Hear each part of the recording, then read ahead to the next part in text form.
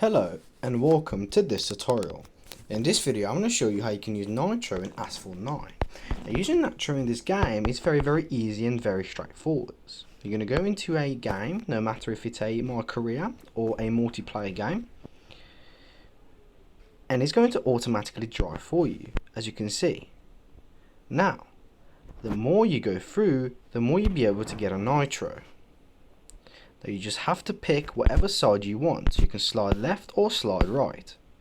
Now because the game is automatically driving for you, you'll be able to pick which side is best for you. So if you want to stay in the middle, you can stay in the middle, or you can choose the right side, depending on what side you want to go.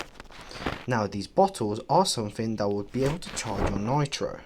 If you go stop the game and you go into the control section and also go into the touch screen, you'll be able to see the touch screen, tap to steer or tilt to steer, so be able to see what things you want to do.